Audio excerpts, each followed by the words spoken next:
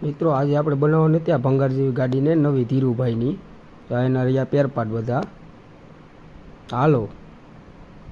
જોઈ લો આની પહેલાંની કન્ડિશન પડ્યા કંઈ દેખાતું જ નથી સાવ ભંગાર જેવી છે જોઈ લો બે બાજુથી આવી કન્ડિશનમાં હતી આ એનો છે નવો મોરો આ એનું સીલ બીમ ચાલો આપણે ફિટ કરીએ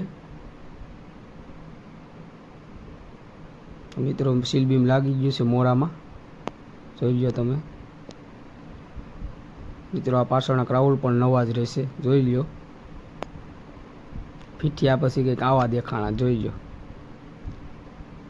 આ સાઈડના પડિયા પણ નવા જ નાખવાના છે જોઈ લો જો પડિયા ફિટ થયા પછી કંઈક આવો લુક આપવા માંડી આગળનો મોરો પણ ફિટ થઈ ગયો જોઈ લો કેવું લુક આપે છે ભંગારમાંથી નવી બનાવી દીધી